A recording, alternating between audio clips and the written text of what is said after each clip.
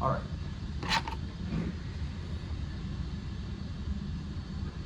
I had forgotten that I left a slide blank.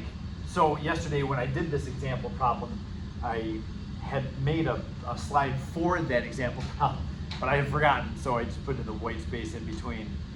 And here we are. We're looking at balancing equations when a reaction happens in a basic environment. Now I know that we haven't talked a whole lot about acids and bases. It's usually about precipitation. Hello, Mr. Forrest. She didn't even notice you. Yeah. That's how we see it all the time. Yeah, I know. He makes fun of me because all we do in this class is talk about precipitates. So that's why I said it. Anyway, an acid environment has an abundance of hydrogen ions just in the environment, and the reaction that's going on it takes advantage of some of those hydrogen ions. When the reaction is in a basic environment, then there's abundance of hydroxide ions. There aren't very many hydrogen ions. There are very few hydrogen ions, but there's lots of hydroxides. So what do we do differently if the reaction's happening in a basic environment? Well, when we have to balance the equation, we're going to just pretend that the reaction is in an acid. We're going to go all the way down and balance the whole thing as we've learned how to do, all the way to the net ionic equation. So you're going to do all of the steps as if it were acid, even though it's not an acid. And at the very end, we're going to have to just make one little correction. And that correction is going to lead us to having to clean some things up, but it's not major. Balancing in a base is not, it should not be intimidating at all, because there's just one extra thing that we have to do at the end. So if you take a look at this with me, it says if it occurs in a base, and by the way, I was trying to be funny here. I have a background. You see what my background is? It's a base, yes, a base guitar. So we're going to go ahead and separate our half reactions. We're going to balance the hydrogens and oxygens as we did before. We're essentially going to pretend that the reaction is happening in an acid. So we're going to use hydrogen ions as if there are hydrogen ions in there. And it will work. The accounting is going to wind up working out. When you have your net ionic equation, after you have added the two half reactions back together again, you're going to have a net ionic equation. At that point, you're going to find the hydrogen on one of the sides. Either the reactants or products are going to have hydrogen ions. When you do that, you're going to add however many hydrogen ions there are in the net ionic equation, add that many hydroxides to both sides. That's the correction that we're going to do. That's what I'm saying here, and I'll show you what this looks like. It says to both sides of the balanced equation, add hydroxides in the amount, whatever number of hydrogen ions there are in the equation. Add that many hydroxides. So if you have the equation balanced and you've got 5 hydrogen ions in the products, then to both sides you're going to add 5 hydroxides. So however many hydrogens are there, you're going to add that many hydroxides to both sides. Now, the side that has the hydrogen on it, hydrogen and hydroxide are very attracted to one another. Hydrogen and hydroxide will wind up finding one another and combining and making water. That's why hydrogen and hydroxide are strongly attracted to one another. Even a weak acid, if you have a weak acid, you put it in water and most of the molecules hang on to their hydrogens. But throw some hydroxides in there and the hydroxides rip the hydrogens right off, because there's such an attraction of hydroxide to hydrogen ion. So, yeah, the side that had the hydrogen in the net ionic equation, that's going to combine with the hydroxide and make water molecules. So you'll have to produce some water molecules out of those, and then you may have to reduce water on both sides. Now I know that sounds like it's a lot, but it's not a big deal. That's what I had mentioned, there's a little cleaning up to do. That's what it is. So we're going to do this example of a reaction. You can see it's happening in a basic environment. I'm going to give you a couple of minutes on your own without me coaching you. Decide who gets oxidized and who gets reduced by determining the oxidation numbers of everything in the reactants and products. I do apologize. Some of my subscripts, I lost the subscript part, and they just turned out to be normal sized characters. So that too should be a subscript to this, the nitrite ion, and then NH3 should be a subscript. So that was not intentional. I just had somehow messed that up. So take a moment, determine the oxidation numbers, and identify who's oxidized and who's reduced.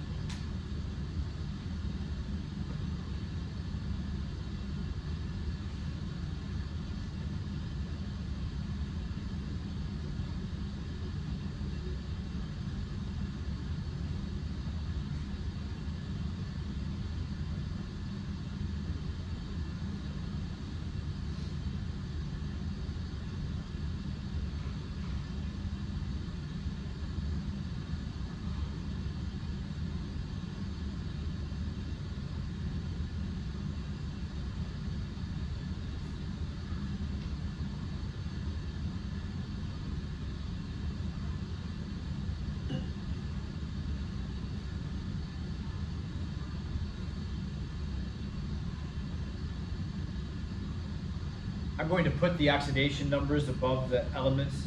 If you don't have it done yet, don't look up here until you're done. So finish and then see if what I have agrees with what you have.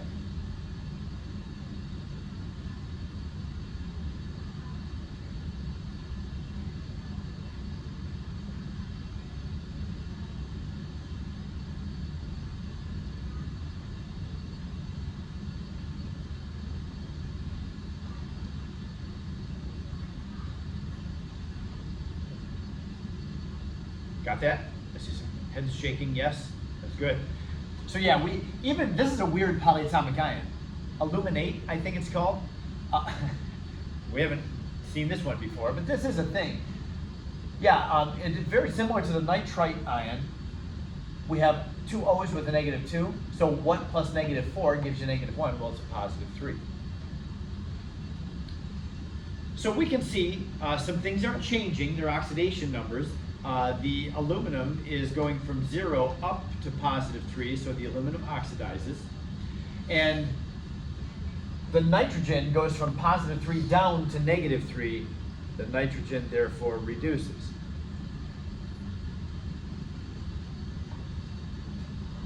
I like to put those arrows in there just to stay organized.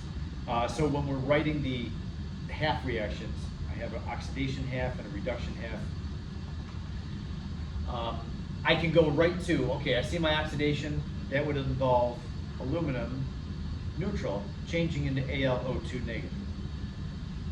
My reduction is the nitrite ion NO2 negative changing into NH3. Okay, so we have our oxidation and reduction half reaction. I'm hoping that now, having seen enough examples and hopefully even you doing a few from that document, as I told you before, all those steps for balancing redox equations, hopefully you're seeing now they just one leads to another and you just go through the whole thing. So the first thing that we do is write out our half reactions, then balance the non-H's and O's. Everything except hydrogen and oxygen balance. Well, that's done already. One Al on the left and one on the right. One N on the left and one on the right. So we're at the point where we're ready to balance H's and O's. You remember what comes first? What do we balance first? H's or O's? Do the O's first, right? Because when you balance the oxygens with water, that introduces hydrogen, then you have to go back and balance the hydrogen. So yeah, do the O's first. So let's go ahead and do that. We'll kick this off. 2 oxygens on the right side. So I need to add 2 oxygens to the left. They will be in the form of water molecules.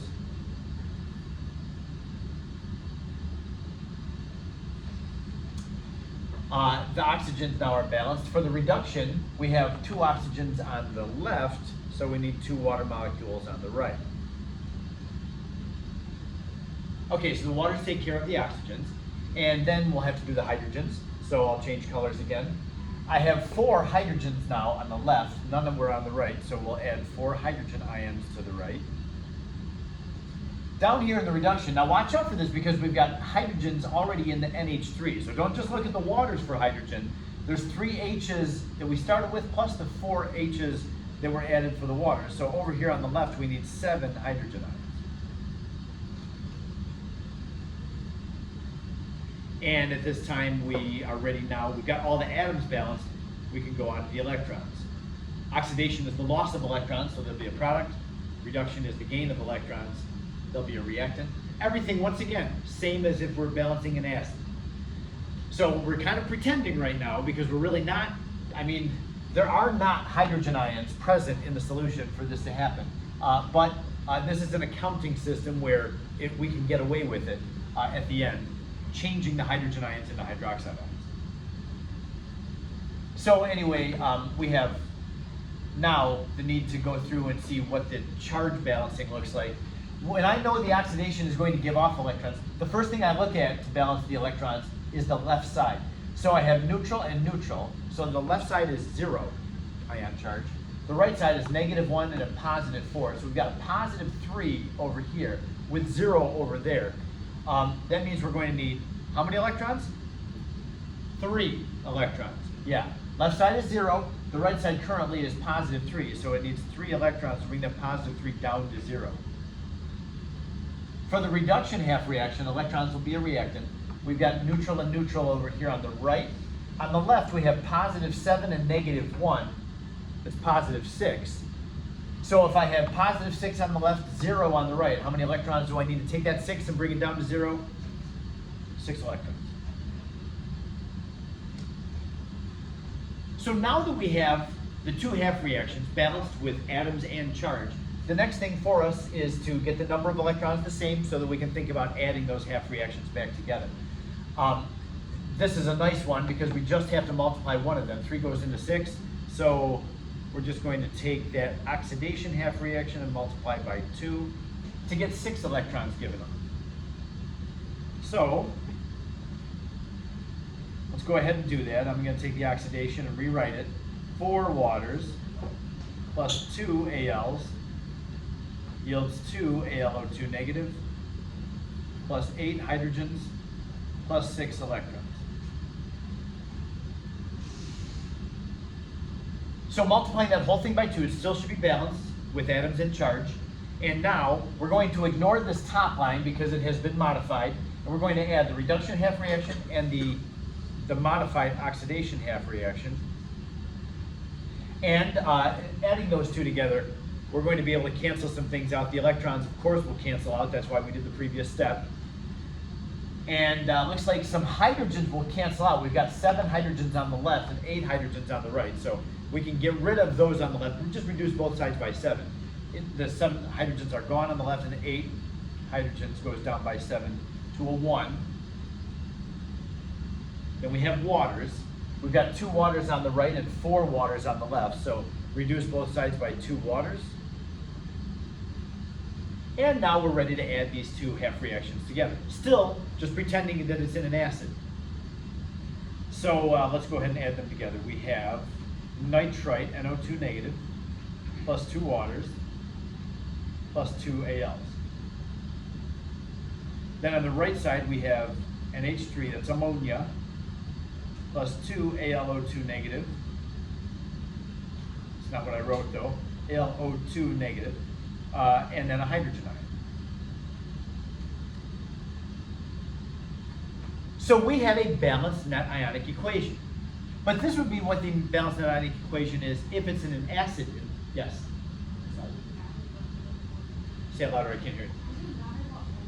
No, that doesn't matter at all. Like if you have the hydrogens out there in first product or whatever, that means nothing. It doesn't matter at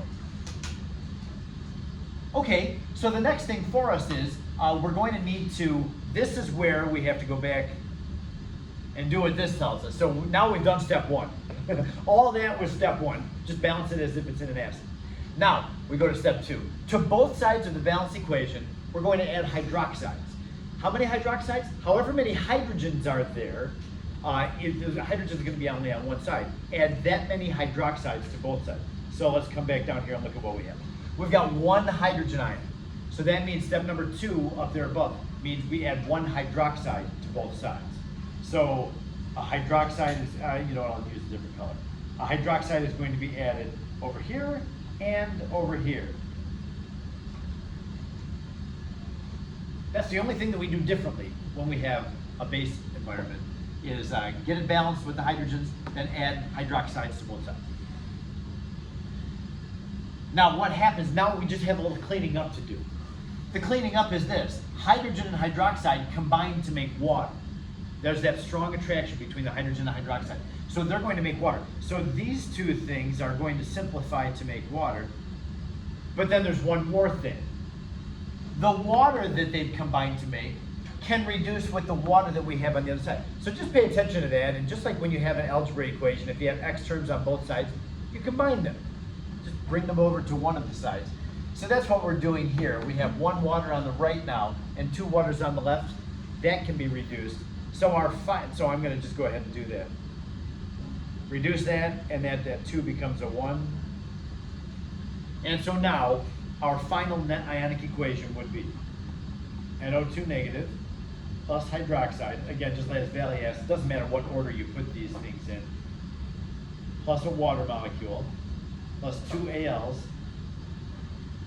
So yeah, look at all that. There's 4 reactants. Simple coefficients makes NH3 plus 2 AlO2s.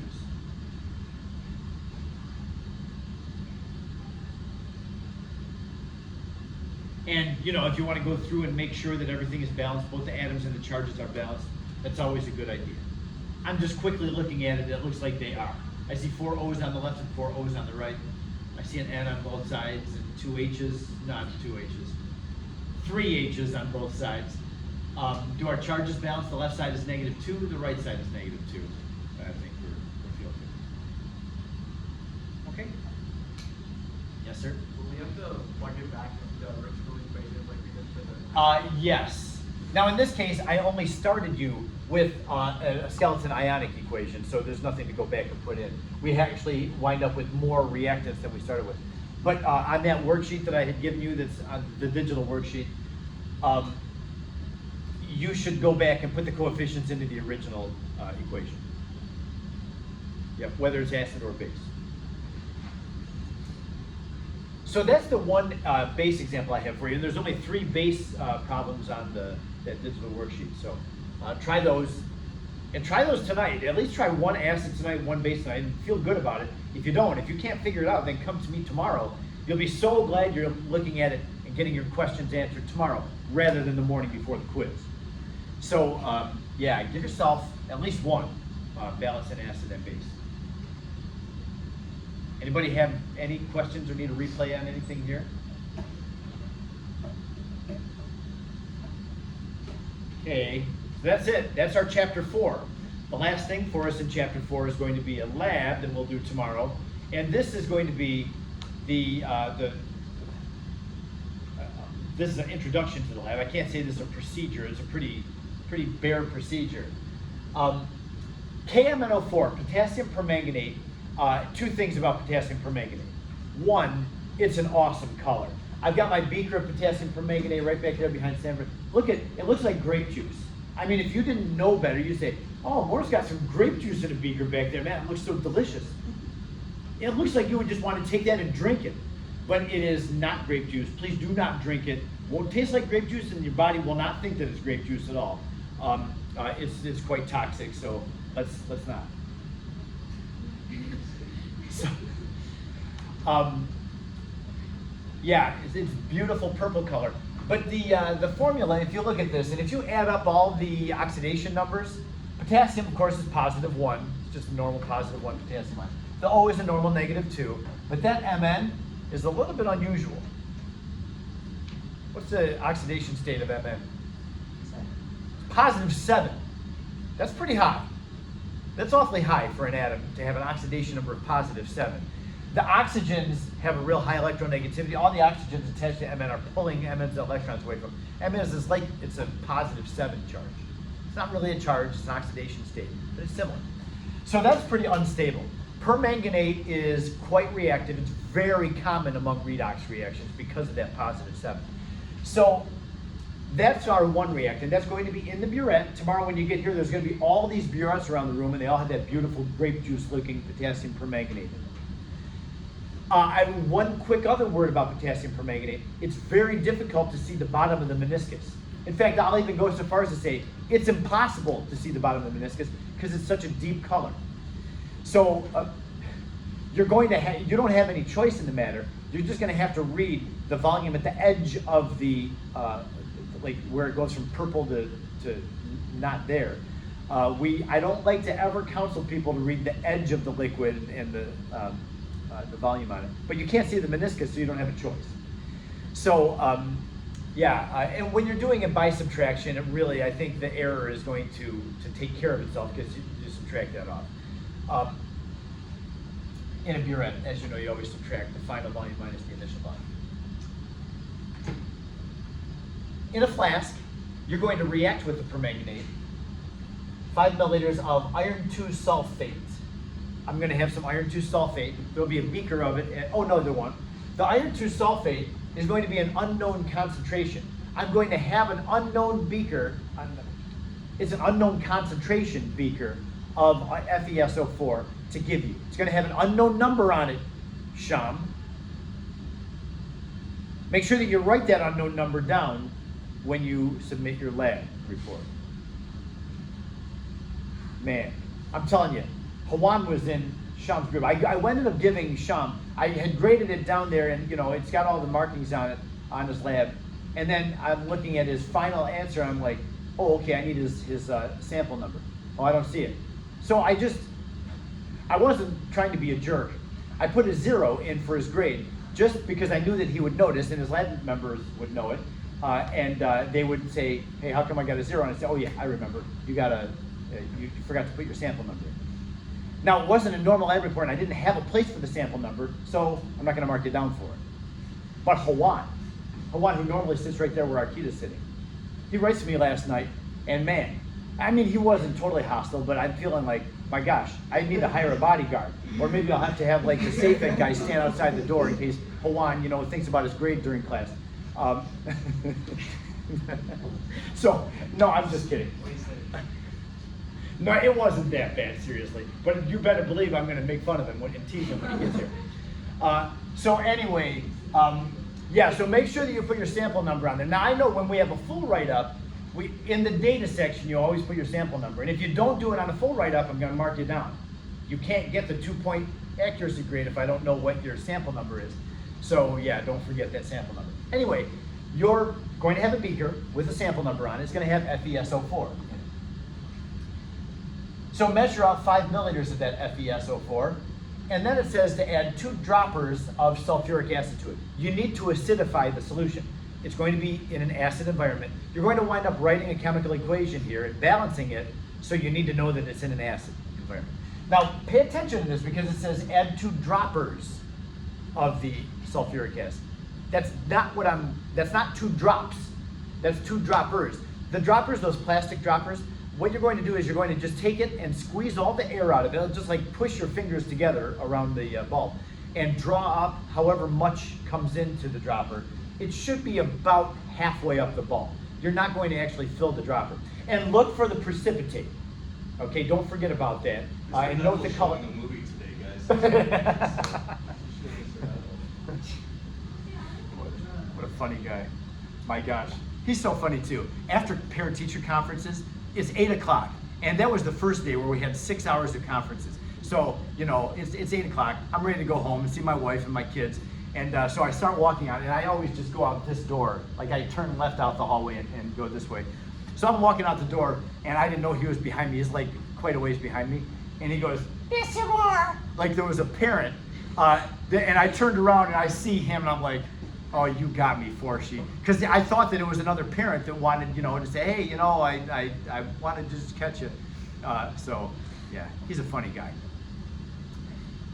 Anyway, boy, am I off topic.